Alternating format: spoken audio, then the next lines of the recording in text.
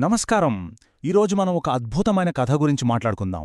ఇది పైఠాన్కి చెందిన భక్త కూర్మదాస్ కథ. అసాధారణమైన భక్తి, అస్సలు చెదరని సంకల్పం, వీటికి నిలువుటద్దంలా నిలిచిన ఒక మహాభక్తుడి గాథ. సరే, ఇక ఆలస్యం చేయకుండా ఆ కథలోకి వెళ్ళిపోదాం. అంటే ఒక్కసారి ఆలోచించండి, భక్తికి ఉన్న శక్తి ఎలాంటిది? ఒకవేళ శరీరం అస్సలు సహకరించకపోయినా, తీవ్రమైన శారీరక పరిమితులు ఉన్నా కూడా కేవలం భక్తితో, విశ్వాసంతో అసాధ్యాన్ని సుసాధ్యం చెయ్యొచ్చా? ఈ కథ మొత్తం మనల్ని ఇదే ప్రశ్న చుట్టూ తిప్పుతుంది. చూద్దాం, సమాధానం దొరుకుతుందేమో. సరే, ఇక మన కథానాయకుడి దగ్గరికి వద్దాం. ఆయన పేరు కూర్మదాస్. ఆయన పరిస్థితి ఏంటంటే, చేతులు లేవు, కాళ్ళు లేవు. కదలాలంటే పొట్టమీద పాకుతూ వెళ్ళాలి. ఎంత కష్టంగదా! అయినా సరే, ఆయన హృదయం మాత్రం ఒకటే కోరుకుంది: పండరిపురంలో ఉన్న ఆ పాండురంగణ్ణి చూడాలి. అంతే. ఒకవైపు ఈ శారీరక బలహీనత, మరోవైపు ఆకాశమంత ఆధ్యాత్మిక ఆకాంక్ష. ఈ రెండింటి మధ్య నలిగిపోయిన ఆయన కథే ఇది. అసలు కూర్మదాసు మనసులో విఠోబాను కలవాలనే ఆ తపన ఎలా మొదలైంది? ఆ భక్తిబీజం ఎలా పడింది? కథ ఇక్కడ్నుంచే అసలు మలుపు తీసుకుంటుంది. అది ఒక మామూలు రోజు. కూర్మదాస్ తన ఇంటి అరుగుమీద ఉన్నారు. అప్పుడే విఠోబా నామస్మరణ చేసుకుంటూ, భజనలు పాడుకుంటూ వార్కరీ యాత్రికుల బృందం ఒకటి అటుగా వెళ్తోంది. ఆ పాటలు, వాళ్ల భక్తి కూర్మదాస్ను కట్టిపడేశాయి. వెంటనే వాళ్లను ఆపి అడిగారు, అయ్యా, మీరీ భజన ఎవరి గురించి చేస్తున్నారు అని. వాళ్లు చెప్పారు, మా తల్లిదండ్రి పండరీపురంలో కొలువైన విఠోబా గురించి. ఆ స్వామి నల్లగా ఎంత అందంగా ఉంటాడో తెలుసా? ఆయని ఒక్కసారి చూస్తే చాలు, మనసులోని బాధలన్నీ మాయమైపోతాయని. అప్పుడే కూర్మదాస్ తొలిసారిగా వారి అనే ఆ గొప్ప యాత్ర గురించి తెలుసుకున్నారు. విఠోబా గురించి విన్న ఆ క్షణమే కూర్మదాస్ మనసులో ఒక సంకల్పం పుట్టింది. నిజం చెప్పాలంటే అది అసాధ్యమైన సంకల్పం, కాని ఆ నిర్ణయమే ఆయన జీవితాన్ని శాశ్వతంగా మార్చేసింది. కూర్మదాస్ వెంటనే ఆ యాత్రికులతో అన్నారు, ఈసారి నేను కూడా మీతో పాటే పండరిపురమొస్తాను అని. అంతే, ఆ వార్కరీలంతా ఒక్కసారిగా షాకయ్యారు. చేతులు కాళ్ళు లేని వ్యక్తి ఇంత దూరం ఎలా రాగలడు అని ఆశ్చర్యపోయారు.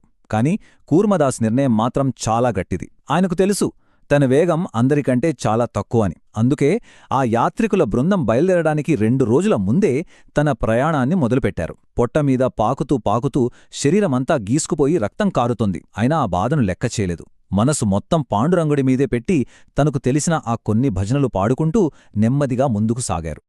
దారిలో ఆయన పరిస్థితి చూసిన వాళ్లకి కడుపు తరుక్కుపోయింది. అయ్యా, ఇంత బాధను ఎలా ఓర్చుకుంటున్నారు అని అడిగారు. అప్పుడు కూర్మదాస్ ఎంతో ప్రశాంతంగా అన్నారు, ఈ శరీరాన్ని ఇచ్చింది ఆయనే కదా, దీని బాధను భరించేది కూడా ఆయనే అని. చూడండి, ఎంత గొప్ప మాట! ఆ బాధ తనది కాదు, అంతా ఆ దేవుడిదే అని పూర్తిగా శరణాగతి చెందారు. కూర్మదాస్ తన కఠినమైన ప్రయాణాన్ని ఇలాగే కొనసాగిస్తున్నారు. సరిగ్గా అప్పుడే ఆయన కథలోకి ఊహించని విధంగా ఒక వ్యక్తి వచ్చారు. ఆయనెవరో కాదు, ఒక రహస్యమయ సహచరుడు. ఆయన రాకతో కథ మొత్తం మారిపోయింది. అలా ప్రయాణం చేస్తూ ఒక సాయంత్రం కూర్మదాస్ అలిసిపోయి రోడ్డు పక్కన పడి ఉన్నారు. అప్పుడు ఒక వ్యక్తి ఆయన దగ్గరికి వచ్చారు. తలమీద తెల్లని పాగా, నుదుటిన గోపీచందన తిలకం, వీపుమీద భుజంమీద పెద్ద పెద్ద మూటలున్నాయి. ఆయన తన పేరు సావళారాం ఖిస్తీ అని, తానొక వ్యాపారినని పరిచయం చేసుకున్నారు. ఇక ఆ రోజునుంచి ఇదొక దినచర్యగా మారింది. ప్రతిరోజూ సాయంత్రం సావళారాం ఖిస్తీ కూర్మదాస్ని వెతుక్కుంటూ వచ్చేవారు. ఆయన గాయాలకు ఆకుపసురు పూసి శుభ్రంగా కట్లు కొట్టేవారు. తనతో తెచ్చుకున్న రొట్టెలో సగమిచ్చి నీళ్లు తాగించేవారు. అంతేకాదు, రాత్రి చలికి వణకకుండా పడుకోడానికి ఒక దుప్పటి కూడా ఇచ్చేవారు. నాకు పండరీపురంలో పెద్ద దుకాణముంది, అక్కడికే వెళ్తున్నా అని చెప్పేవారు. అలా వాళ్ళిద్దరి మధ్య ఒక ప్రత్యేకమైన బంధమేర్పడింది. రోజులు గడుస్తున్నాయి. కూర్మదాస్ ప్రయాణం చేస్తూనే ఉన్నారు. కాని ఆయన శరీరం ఇక సహకరించలేకపోయింది. ఇక్కడే ఆయన విశ్వాసానికి అసలైన చివరి పరీక్ష ఎదురైంది. చూస్తే ఏకాదశి పండుగ దగ్గర పడిపోయింది. పండరీపురం ఇంకొన్ని మైళ్ల దూరంలోనే ఉంది. గమ్యం చాలా దగ్గర్లోనే ఉంది. కాని లహల్ అనే గ్రామానికి చేరుకునేసరికి కూర్మదాస్ శరీరం పూర్తిగా కుప్పకూలిపోయింది. కనీసం ఒక్క అంగుళం కూడా ముందు కదలలేని స్థితికి చేరుకున్నారు. ఇంక తన వల్ల కాదని అర్థమైపోయింది. ఆ దారిన వెళ్తున్న యాత్రికులను చూసి కన్నీళ్లతో వేడుకున్నారు. దయచేసి నా విఠోబాతో ఒక్క మాట చెప్పండి.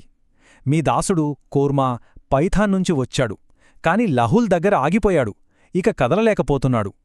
ఇక్కడనుంచే నా నమస్కారాలోని చెప్పండి అని. ఇది ఓటమి కాదు, ఇది సంపూర్ణ శరణాగతి. నా ప్రయత్నం నేను చేశాను, ఇక మిగిలింది నీ ఇష్టం స్వామీ అని ఆ దేవుడికే వదిలేశారు. తన ప్రయాణం ఇక్కడితో ముగిసిపోయిందని కూర్మదాస్ అనుకున్న ఆ క్షణంలో కథ ఒక అద్భుతమైన, ఊహించని మలుపు తీసుకుంది. ఒక దైవికమైన సత్యం వెలుగులోకి వచ్చింది. ఆయన పూర్తిగా నీరసించిపోయారు, నెమ్మదిగా మత్తులేకి జారుకుంటున్నారు. ఆ స్థితిలో కూడా ఆయన పెదవులు మాత్రం ఒక్కటే నామాన్ని జపిస్తున్నాయి. పాండురంగా, పాండురంగా, రావాస్వామి అని కలవరిస్తున్నారు. ఆ కలవరింతలో ఆయన కళ్లముందు ఒక రూపం మెరిసింది. ఆ రూపం ఎవరిదో కాదు, ఇన్నాళ్ళు దారిలో తనకు సేవ చేసిన ఆ దయగల వ్యాపారి సావళారాం ఖిస్తీ.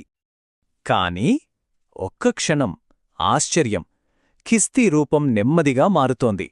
అదే స్థానంలో నడుముమీద చేతులు పెట్టుకుని నిలుచున్న శ్యామలవర్ణుడు, సాక్షాత్తు ఆ పండరీనాథుడు విఠోబాస్వామి కనిపించాడు. ఒకసారి ఖిస్తీగా, మరుక్షణం విఠోబాగా ఆ రూపం మారుతూనే ఉంది. అప్పుడు అర్థమైంది కూర్మదాస్కి అసలు నిజం. ఇన్నాళ్ళు తనకు సేవ చేసిన ఆ వ్యాపారి సావళారాం ఖిస్తీ మరెవరో కాదు, తను ఎవ్వరికోసం ప్రాణాలు పణంగా పెట్టి వస్తున్నాడో ఆ పాండురంగడే అని. దేవుడే ఒక సేవకుడి రూపంలో తన వెంట నడిచాడని గ్రహించారు. మార్గంలో సేవకుడిగా కనిపించినవాడే తను చేరాలనుకున్న గమ్యమని తెలుసుకున్నారు. ఆ దైవ సాక్షాత్కారం తర్వాత ఆ ప్రదేశం, లహుల్ గ్రామం యొక్క చరిత్రే మారిపోయింది. కూర్మదాస్ కథ ఇక్కడితో అయిపోలేదు. నిజానికి ఇక్కడే ఒక కొత్త అధ్యాయం మొదలైంది. విఠోబా స్వామి కూర్మదాసును దగ్గరకు తీసుకుని అన్నారు, కూర్మా, బాధను చాలామంది భరిస్తారు, కాని నువ్వు ఒక స్థితప్రజ్ఞుడిలా దేనికీ చలించకుండా స్థిరమైన మనసుతో దాన్ని సహించావు అని. అంటే శారీరక బాధను అనుభవించినా దానికి లొంగిపోకుండా స్థిరంగా నిలబడటమే నిజమైన భక్తి అని ఆయనను ప్రశంసించారు. ఇప్పుడు చూడండి, కథలో అత్యంత కీలకమైన ఘట్టమిది. పాండురంగుడు ఏ వరం కావాలో కోరుకో కూర్మా అని అడిగారు. అప్పుడు కూర్మాదాస్ తనకు చేతులు కావాలని, కాళ్ళు కావాలని అడగలేదు, తన బాధను పోగొట్టమని కూడా అడగలేదు. బదులుగా ఏం కోరుకున్నారో తెలుసా? స్వామీ, నువ్వు నన్ను వదిలి ఎక్కడికి వెళ్లకు, నాకోసం ఇక్కడే ఈ లహూల్ గ్రామంలోనే ఉండిపో అని కోరుకున్నారు. ఇది కదా అసలైన భక్తి అంటే? ఆ భక్తుడి కోరికను పాండురంగుడు కాదనలేదు. ఆయన అక్కడే కొలువైయున్నాడని భక్తుల ప్రగాఢ విశ్వాసం. అందుకే ఈ రోజుకీ పండరీపురంతో సమానంగా లహులు కూడా ఒక పెద్ద పుణ్యక్షేత్రంగా వెలుగొందుతోంది.